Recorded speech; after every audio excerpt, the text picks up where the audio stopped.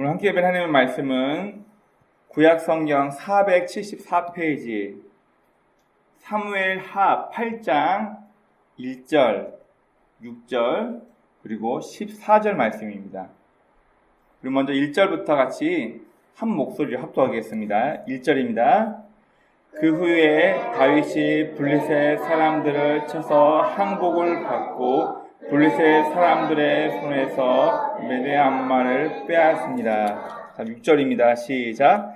다윗이 다메섹 아람의 수비대를 두매 아람 사람이 다윗의 종이 되어 조공을 바치니라. 다윗이 어디로 가든지 여호와께서 이기게 하시니라. 14절입니다.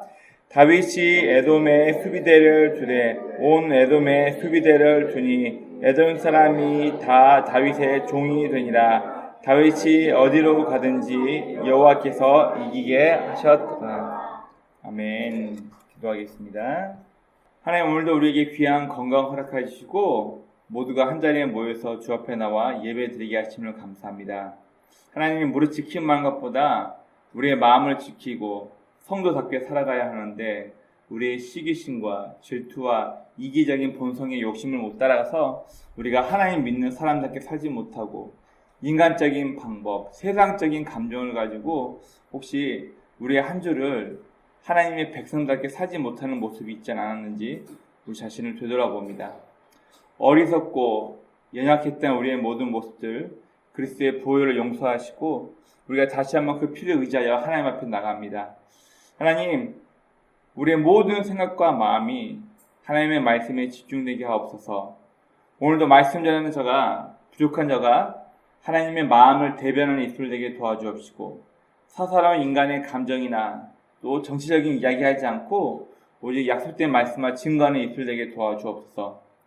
또한 듣는 우리 모두의 귀를 복되게 하사 말씀을 통하여서 하나님과의 만남이 있는 귀한 예배 시간이 되길 원합니다. 종교 행사하러 먼 시간 투자해서 앉았다가 가는 예배 보고 구경하고 가버리는 사람이 아니라 예배 가운데 하나님과 만남이 있는 귀한 시간이 될 수 있도록 우리 각자의 생각과 마음을 주장하여 주옵소서. 예배 시작입니다. 마치는 모든 순간까지 우리 주의 성령께서 함께 하시고 인도하실 것 믿사하며 우리 구주 예수 그리스도의 이름으로 감사하며 기도드립니다. 아멘. 우리나라 고구려 시대 때 우리나라 영토가 굉장히 많이 넓었습니다. 저 위쪽 중국의 북간도까지 우리나라 영토가 확장되었었는데 고구려에서 가장 영토를 확장한 왕 하면 우리는 대부분 다 광개토대왕 얘기를 합니다. 여러분, 이스라엘에서도 가장 태평성대를 누리고 영토를 확장시켰던 왕이 누구냐면 바로 다윗과 솔로몬 시대 때 이스라엘 영토가 굉장히 크게 확장이 됩니다. 우리 먼저 지도를 먼저 한번 보도록 하겠습니다. 지난주에는 다윗이 나단선 얘기, 나를 좀 보세요. 내 상태를 보세요. 난 이렇게 의리의리 좋은 궁궐에 있는데 하나님은 아직도 텐트 쪼가리 안에 있습니다. 나 이것 때문에 좀 마음이 상해서 나 하나님을 위해서 성전을 짓고 싶어요. 이 다윗의 고백 때문에 하나님께서 다윗을 오히려 더 축복하는 사건이 있었습니다. 하나님께서 다윗을 축복한 이후에 다윗이 영토를 어디까지 확장하나 한번 지도를 한번 보겠습니다. 여기 보라색으로 보이시나요? 이만큼 이렇게. 자, 이 보라색으로 되어 있는 영역이 사울 왕 때 이스라엘 영토입니다. 우리나라 강원도도 채 되지 않는 그런 영토예요. 자, 그런데 다윗이 왕이 되고 난 이후 그리고 다윗과 그의 아들 솔로몬 때 이스라엘 영토가 어디까지 확장되냐면 이 전체가 다윗과 솔로몬 때 이스라엘 전체가 확장된 영역입니다. 즉 다윗은 오늘 읽었던 본문 6절과 14절 말씀을 보면 어디에 가든지 어디에 수비대를 두고 에돔 사람이 다메섹 사람이 다윗에게 조공을 바치더라. 그의 노예가 되었더라. 어디에 가든지 하나님께서 다윗을 승리하게 만들어 주셨다 이렇게 얘기하고 있습니다. 우리 본문 6절 14절 다시 한번 볼까요? 6절에서는 다메섹 아람 수비대를 두고 아람 사람이 다윗의 종이 되어 조공을 바치니라. 다윗이 어디로 가든지 여호와께서 이기게 하시니라. 14절도 한번 보겠습니다. 14절도 마찬가지로 다윗이 에돔의 수비대를 두되 온 에돔의 수비대를 두니 에돔 사람이 다 다윗의 종이 되니라. 다윗이 어디로 가든지 여호와께서 이기게 하셨더라. 지난주 7장에서 하나님께 축복을 받고 난 이후에 다윗의 전쟁에 대한 역사가 쭉 나와 있는데 그가 가장 강력했던 블레셋도 굴복시키고 북쪽의 아람 군대도 그리고 동쪽의 모압, 암몬, 에돔까지 다 굴복시킵니다. 성경에서는 다윗이 어딜 가든지 하나님께서 그를 승리하게 만들어 주셨다. 자, 이쪽에 블레셋도 굴복시키고 남쪽의 에돔도 동쪽의 모압과 암몬도 다 굴복시키고 위쪽으로 아람 지역까지 다메섹부터 아람 지역 모든 왕들까지 다 굴복시키고 다윗 때 이스라엘은 어마어마한 대제국이 됩니다. 그럼 지도 한번 잘 보십시오. 이집트부터 저 위쪽 터키까지 올라가는 해양 고속도로를 차지하고 여기 보세요. 하맛 어기부터 유프라테강 이렇게 있죠. 여기가 뭐냐면 실크로드가 있는 길이가 이쪽이에요. 왕위대로. 이 길까지를 다 다윗이 차지했어요. 그러면 다윗은 그야말로 당대 패권을 잡고 있는 가장 최대 강대국이 되었다는 것을 이야기합니다. 우리나라 역사에서도 삼국시대 때 고구려 벽제 신라가 있었는데 어디를 차지하면 당대 가장 힘이 센 나라랬죠? 어디 지역? 한강 유역을 누가 먼저 차지하냐에 따라서 한강 유역을 차지한 민족이 강대국이 돼서 우리는 백제 고구려 신라 순으로 한강 유역을 차지하게 됩니다. 마찬가지로 고대 근동에서는 바로 레반트 지역이라는데 이 해양 고속도로를 누가 차지하냐에 따라서 어느 나라가 역사적으로 강대국이었냐를 사람들은 평가를 하게 됩니다. 자, 다시 한번 볼까요? 주변 강대국을 다윗이 다 굴복시킵니다. 자, 먼저 요단 서남쪽에 있는 철기 문명의 블레셋을 다윗 때 완전히 굴복시킵니다. 여러분 생각해 보시죠. 불과 사울 시대 때만 해도 이스라엘은 철로 된 무기가 없었기 때문에 블레셋 사람들에게 아부하면서 블레셋 사람이 자기 수비대, 군대를 감시할 목적으로 이스라엘 땅에다가 블레셋 수비대를 둘 정도로 이스라엘은 아무 힘도 없었어요. 철기 문명을 가지고 있었던 해양 민족, 이 블레셋을 이기지를 못했어요. 그런데 불과 몇십 년도 채 되지 않아서 다윗이 왕을 했을 때 블레셋을 완전히 굴복시킵니다. 자, 그리고 북쪽에 아람 연합국이 있었는데 북쪽 아람 연합군도 다 쳐서 이겨버려요, 다윗이. 그뿐만 아니라 동쪽과 남쪽에 암몬, 모압, 에돔까지도 다 쳐서 이겨버립니다. 여러분, 근데 아까도 말씀드렸지만 다윗은 주변의 모든 적국을 다 쳐서 이겨버리고 그들로부터 조공을 받으며 당대 최대 강대국으로서 패권을 주게 됩니다. 그런데 다윗의 행동을 좀 지켜보면 조금 이해가 되지 않는 부분들이 몇 가지 있습니다. 우리 성경을 한번 볼게요. 자, 이스라엘은 다윗 시대 때 이미 대제국이 되었습니다. 그런데 신앙인 다윗의 모습은 조금 우리의 생각과 다르게 행동을 합니다. 자, 먼저 3절과 4절 말씀을 한번 보겠습니다. 사무엘하 8장 3절 4절입니다. 다 같이 한 목소리 읽겠습니다. 시작. 르우베의 아들 소바 왕 하닷에셀이 자기 권세를 회복하려고 유프라데 강으로 갈 때 다윗이 그를 쳐서 그에게서 마병 1700명과 보병 2만 명을 사로잡고 병거 100대의 말만 남기고 다윗이 그 외의 병거의 말은 다 발에 힘줄을 끊었더니. 그럼 지금 북쪽 아람 족속 중에 하달 에사야라는 사람이 자기의 국토를 좀 많이 확장시키기 위해서, 자기 권세를 확장시키기 위해서 남쪽으로 치고 온 거예요. 다윗이 그 군대를 다 쳐서 승리하고 오늘 본문 4절에서는 필요한 말만 냅두고 다른 말의 힘줄은 다 끊었다고 얘기하고 있어요. 무슨 얘기예요? 왜 말의 힘줄을 끊었다고? 죽이진 않았어요. 왜 말의 힘줄을 끊었죠? 힘줄이 끊어진 말은 전쟁에서 쓸 수 있어요? 없어요? 없어요. 여러분, 사무엘이 그리고 우리 모세 오경에 보면은 하나님께서 왕이 된 사람은 여자를 많이 두지 말라. 돈에 너무 임박해 하지 말고 또 많은 군대나 많은 말의 숫자에 마음 뺏기지 말라. 그런 이야기가 나와 있습니다. 왜요? 말은 이 당시에 전쟁에 활용했던 동물입니다. 근데 말의 힘줄을 끊었다는 건 뭐예요?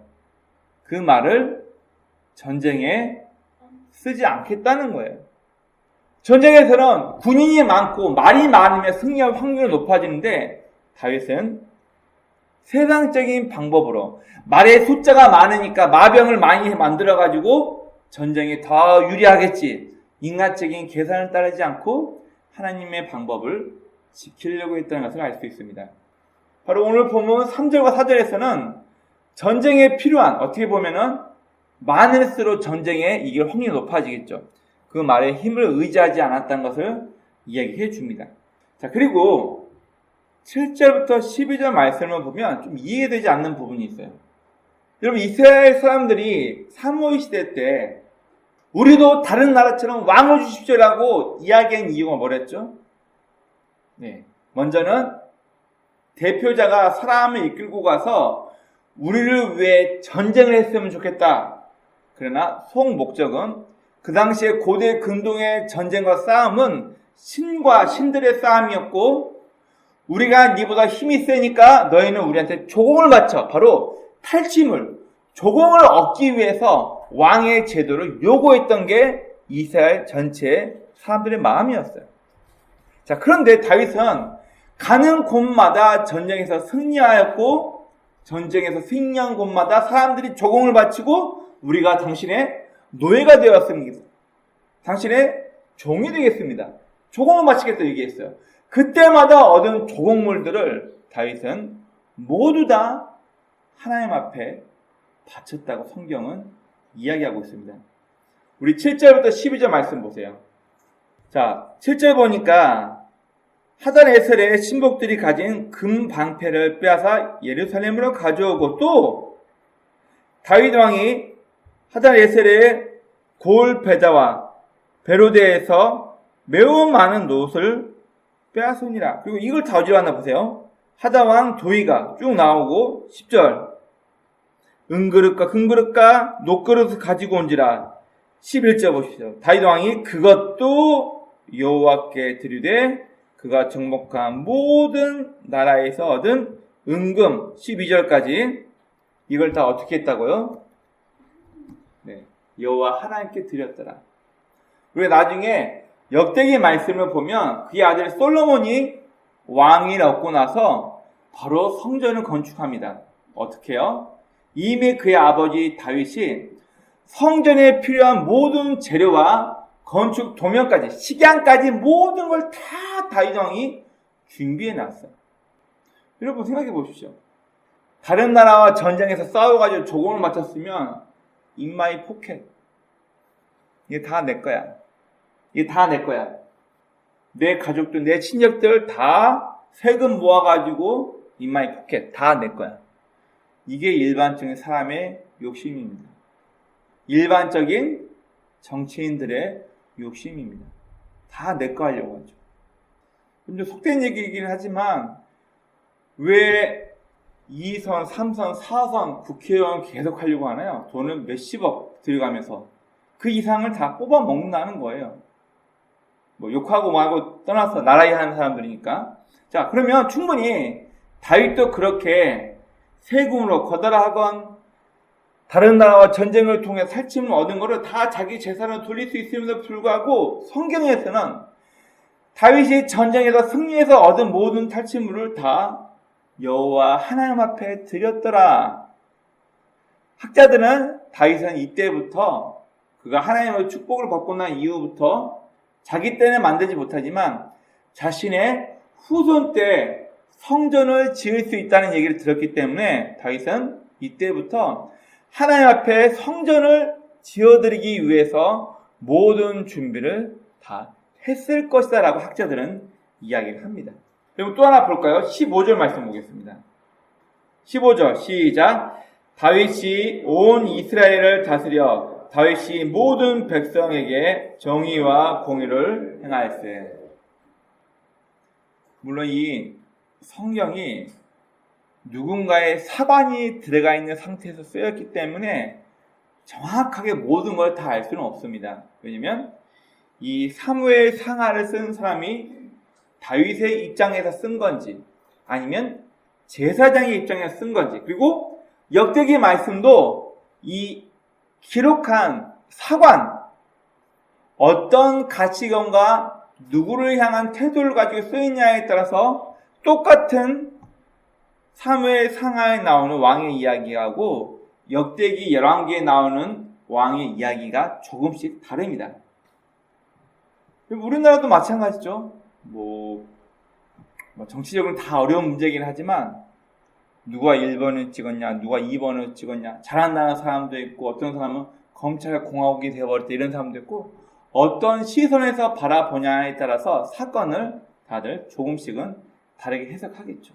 근데 오늘 본문에서 이미 대제국이 되어버린 다윗은 전쟁에 필요한 말을 의지하지 않았고 하나님 말씀대로 그는 인간적인 전쟁에 필요한 물자, 세상적인 방법을 의지하지 않았다는 것을 얘기하고 있고, 그가 정복한 정복지에서 탈취물을 다 여호와 하나님께 성전을 준비하기 위해서 하나님 앞에 다 바쳤다고 얘기하고 있고, 15절에 대해서는 모든 백성들 앞에 공의와 정의를 행하며 존경받는 지도자 왕이 되었다고 성경은 이야기하고 있습니다.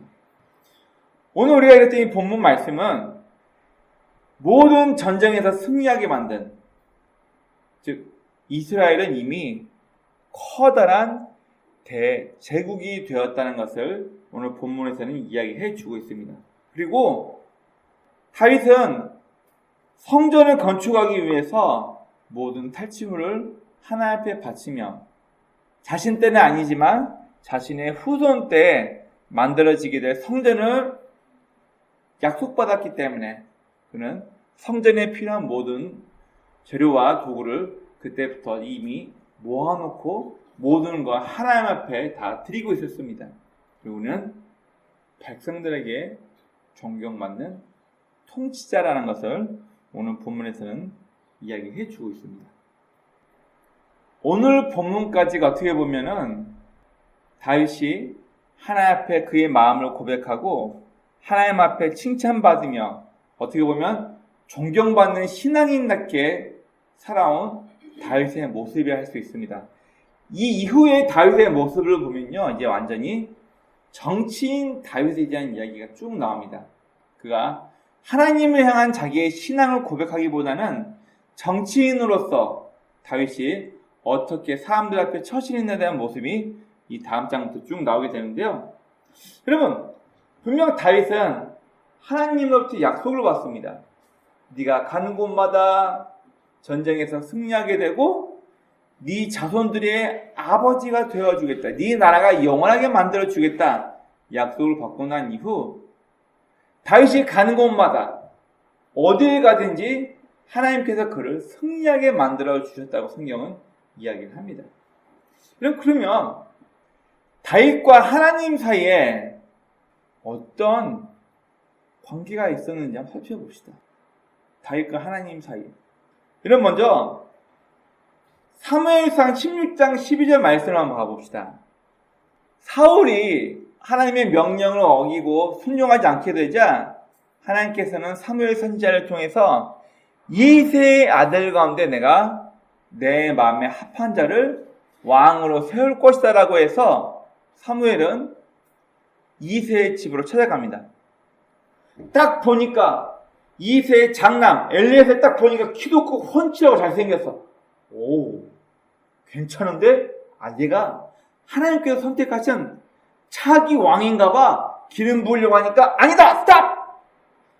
너는 사람을 외모로 보거니와 나 여호와는 그 사람의 중심을 본다라고 얘기를 하시면서 그의 키 크고 잘생김을 보지 마라. 내가 이미 그를 버렸다.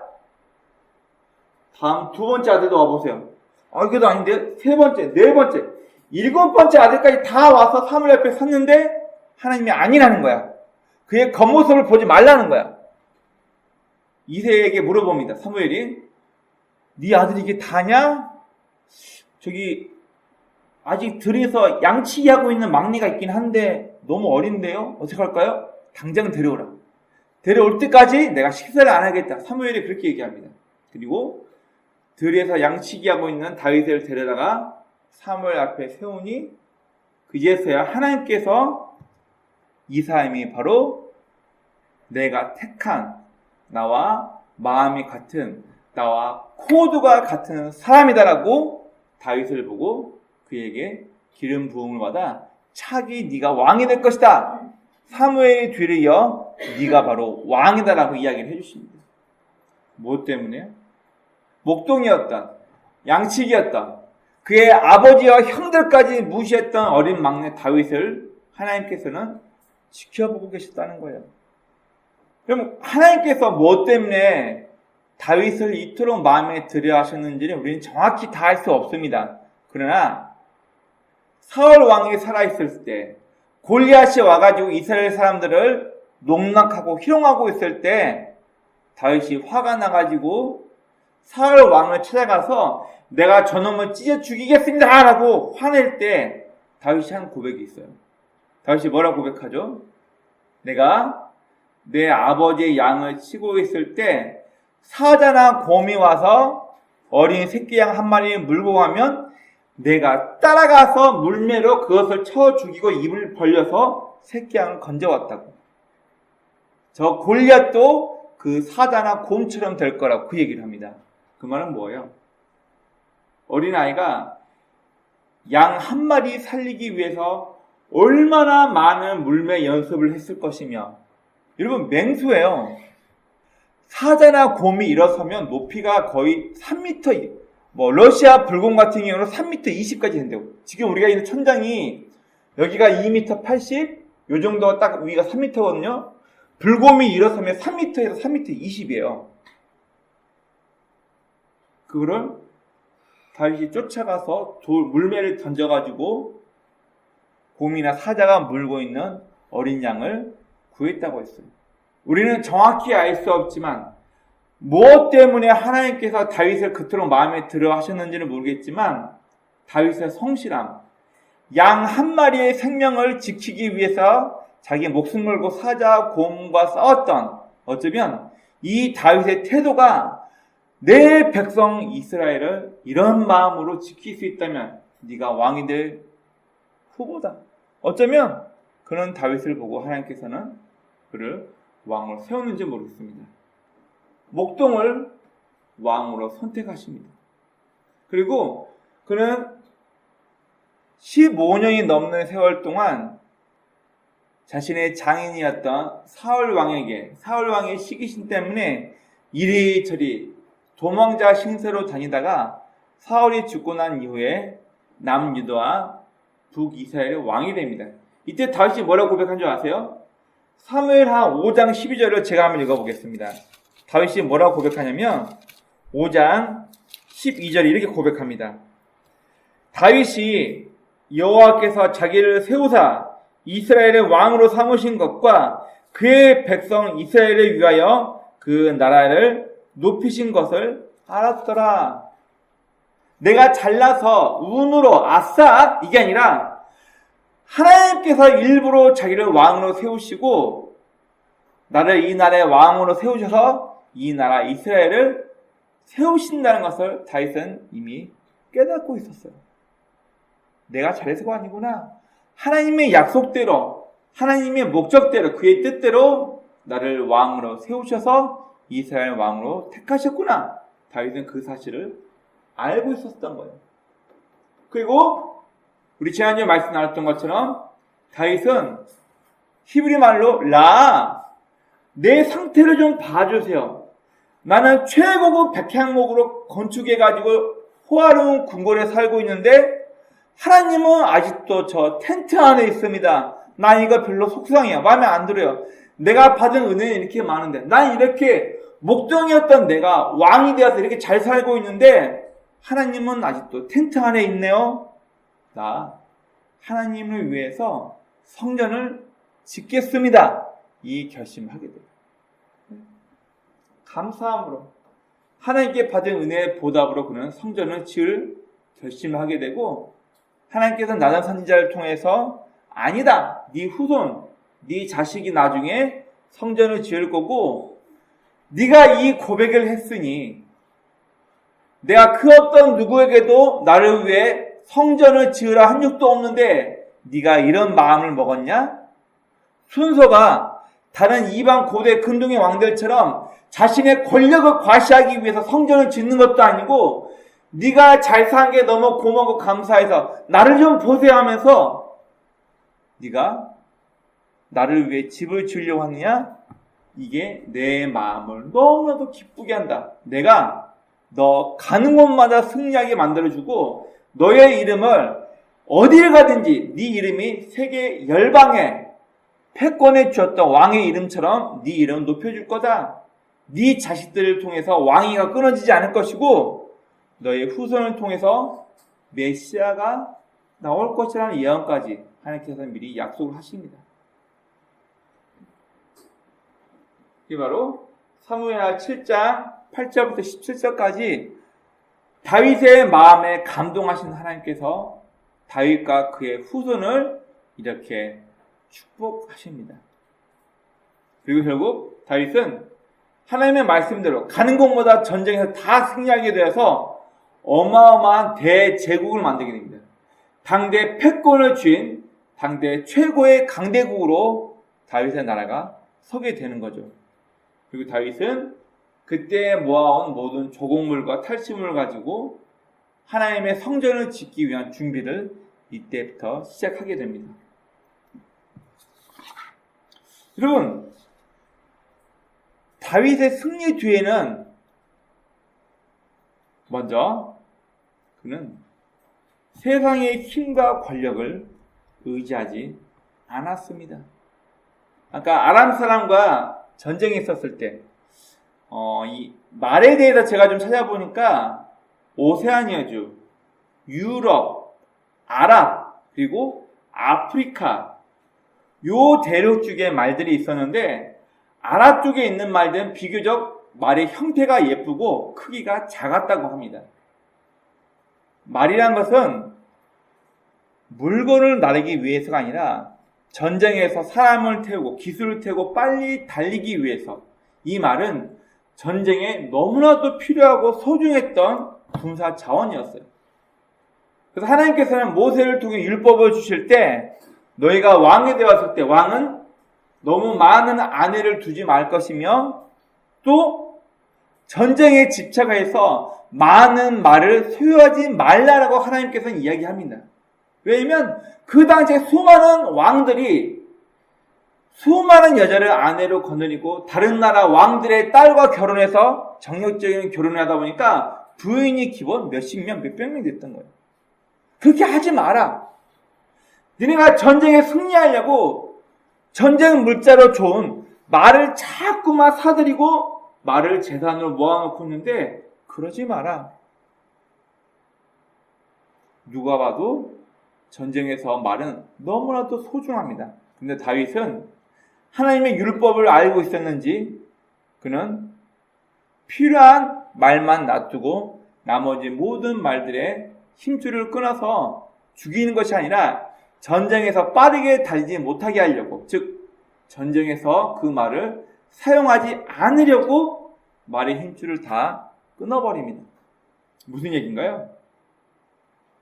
나 같으면, 어쩌면 우리 같으면, 아니 이렇게 하면 좀 더 돈을 벌 수 있고, 이렇게 하면 투자가 잘 될 수 있고, 이렇게 하면 좀 더 이익을 벌 수 있는데 하면서 다윗은 세상적인 방법을 따라가지 않고 하나님의 약속대로, 하나님의 방법대로 그는 살아가고 있었다는 것을 이야기해 줍니다.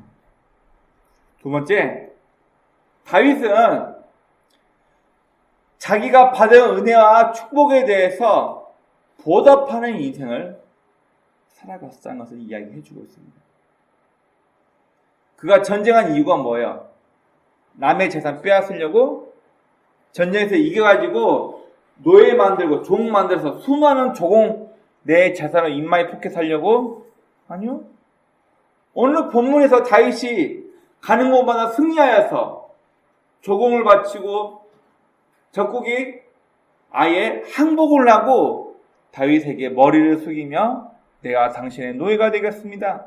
우리가 당신에게 조공을 바치겠습니다. 오늘 읽었던 본문에서 다윗은 그가 받은 모든 조공과 탈취물들을 다 여호와 하나님께 바쳤다고 성경은 명확하게 기록하고 있습니다.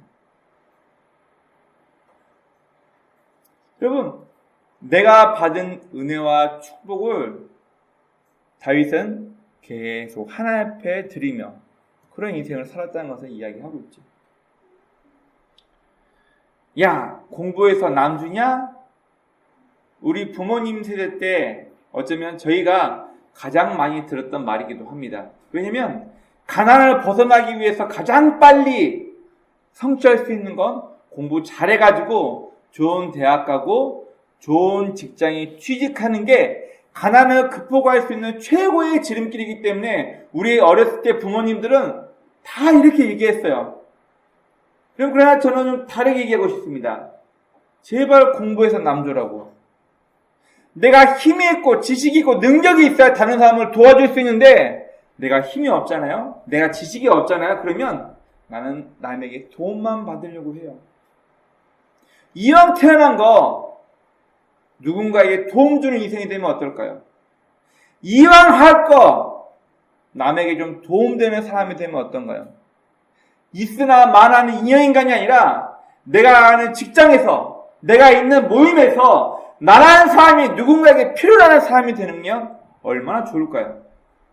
여러분, 원함기는 다윗이 받은 축복을 감사하며 그의 인생을 준비했던 것처럼 저와 여러분의 삶이 하나님 앞에 또 사람들 앞에 고귀하고 값진 인생으로 준비된 그런 삶이 되었으면 좋겠습니다. 그리고 세 번째, 다윗은 이스라엘, 통일 이스라엘, 남유다와 북이스라엘 통합된 통일 이스라엘의 왕으로서 모든 백성에게 정의와 공의를 떨치며 존경받는 왕이라고 성경에서는 기록하고 있습니다. 공평하지 않으면, 모든 사람이 공감할 수 있는 올바른 정치를 하고 있지 않다면 존경받지 못하겠죠. 다윗은 자기 자신을 세우신 하나님이 나에게 있음을, 하나님께서 나의 삶을 지켜보고 계시다는 것을 항상 의식하면서 그의 삶을 살아갔습니다. 우리가 매 순간 하나님께서 나의 삶을 지켜보고 있다고 하나님을 의식하면 여러분 우리는 악하게, 속된 말로 눈 가리고 앙하면서 남 속여가면서 내 이익만을 위해서 거짓말하며 남 눈에 눈물 나게 하면서 내 이익 탐하는 이런 인생 살 수 없어요. 하나님을 인정하지 않으니까, 하나님의 눈에 안 보이니까, 내 이익만 눈에 보이니까 내가 한번 장구만 잘 쓰면, 저 사람 제끼고 내가 올라가면, 내가 한 번만 거짓말하면 내 위상이 드러나는데, 내 이익이 되는데, 하나님이라는 존재를 인식하지 않으니까 내 눈앞의 이익 때문에 하나님을 완전히 무시하고 우리는 잘못된 선택을 할 때가 참 많이 있습니다. 다윗이 이름과 권력을 떨치 대제국의 왕이 되었음에도 불구하고 그는 모든 백성들 앞에 정직하였고, 그가 얻어서 자기 것으로 만들 수 있는 모든 조공과 탈취물을 다 여호와 하나님 앞에 드리면서 다윗은 철저하게 하나님께서 나에게 주신 축복이라는 것을 의식하며 그는 거기에 걸맞는 삶을 살게 됩니다. 오늘 우리가 읽었던 이 짤막한 본문에서는 다윗이라는 사람을 통해서 이미 내가 받은 축복에만 얽매여 있는 것이 아니라 이 축복을 주신 분이 누구인가를 볼 수 있는 지혜로운 사람 다윗에 대해서 이야기를 해주고 있습니다. 여러분, 저는 가끔 누군가에게 선물을 해줍니다. 제 주변 사람들에게. 선물에만 집착하는 것이 아니라 선물 주는 사람이 저의 마음을 헤아리고 고마운 사람이면 나중에 또 주고 싶어요. 제가 대학교 2학년 때 구리시에 있는 한 교회에서 만나서 제가 이제 가르쳤던 학생이 있습니다. 제가 교회 개척할 때도 찾아왔었고요. 제 생일 때도 어린이날 때도 목사님 아이들 먹여주세요. 이런 별건 아니에요. 그런데 그때 저의 모습을 생각하면서 기쁜 일이 있건 좋은 일이 있건 슬픈 일이 있건 항상 연락하고 먼저 저에게 연락을 해온 사람이 있습니다. 지금은 이제 30대에 아직 결혼을 못한 처녀애가 한 명 있습니다. 학생이었어요. 제가 만났을 때 고등학교 2학년이었으니까. 관계가 계속 이어지는 이유는 내가 받은 선물 때문이 아니라 그 사람에게 집중할 때 우리의 관계는 계속 이어지게 되는 겁니다. 이건 마찬가지인 것 같아요. 다윗은 하나님께서 주신 축복에 얽매이지 않았어요. 우와, 내가 이래 대제국의 왕이 되었다. 나에게 의리의리한 이 많은 재산이 생겼다. 여기에 얽매이지 않고 이 모든 걸 누가 나에게 허락하셨는가를 집중했다는 거예요. 제가 가끔 우리 애들한테 서운할 때가 있습니다. 언제 서운하냐면요, 막 고민하고 알아보고 해가지고 아이들에게 선물로 딱 주는데 아이들이 아빠인 저에게는 집중하지도 않고 받은 선물만 하고 아빠한테 고마움을 표현하지 않을 때 솔직히 인간적으로 삐져요. 마찬가지인 것 같아요. 여러분, 하나님은 어떠실까요?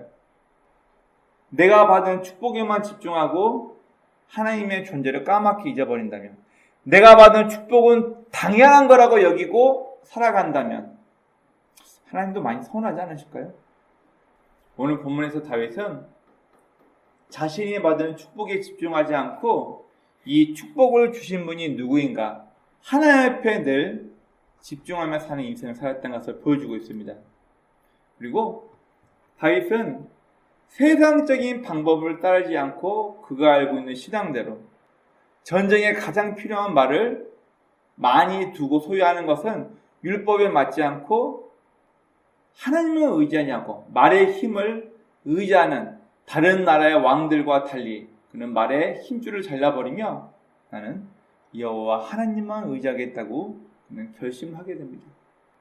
여러분, 우리가 세상적인 방법으로 교회를 끌고 오잖아요. 그러면 더 이상 이곳은 교회가 아니에요.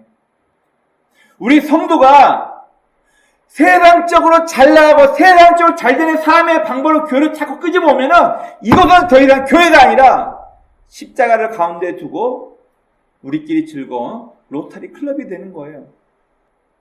여러분, 잘 생각해 봅시다. 주식 얼마를 뭘 사야 된다. 지금은 대세가 비트코인이니까 지금은 서울에 있는 땅에 다 몰려야 되니까 부동산을 이렇게 하고, 여러분, 우리가 이런 정보 나누고 대치동에 어디 무슨 학원인데 그 학원을 보내면 쪽집게 강사가 있다더라. 그 아이한테 내 아이를 맡기자. 이런 정보 모으기 위해서 교회에 모인다면 우리는 그냥 클럽이에요. 그냥 동아리예요. 십자가 하나 걸쳐놓고 우리끼리 희낙낙거리는 동아리예요. 교회가 아니라는 거예요. 우리는 세상적인 방법을 따라가기 위해서 모인 것이 아니라 하나님의 말씀대로, 하나님의 방법대로 살아가기 위해서 교회라는 곳에 모여서 성경 말씀을 통해서 나 자신을 돌아보며 때로는 말씀을 통해 책망을 받고 때로는 말씀을 통해 위로받고 힘을 얻어서 하나님의 사람답게 이 세상을 살아가기 위해서 우리는 이 예배 시간에 모여 있는 것입니다. 그렇기 때문에 이 예배 시간 가운데 하나님과의 만남이 없다? 예배 구경 잘하고 간다?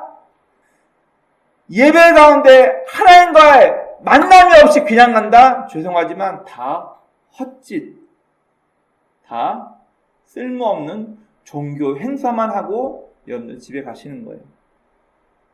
예배 한 번을 드려도, 찬양 한 번을 해도 여러분, 우리는 하나님과 만남이 있는 그런 예배를 드려야 할 것입니다. 다윗은 자신의 존재 이유가 무엇인지를 명확히 알고 있었던 사람입니다. 하나님께서 남유다와 북이스라엘 왕으로 그를 세우실 때 다윗은 하나님께서 나를 이렇게 세우셨고 이 나라를 나를 위해서 또 하나님께서 나를 이 나라의 왕으로 세우셨다는 것을 다윗은 명백히 알고 있었다라고 성경은 기록하고 있습니다.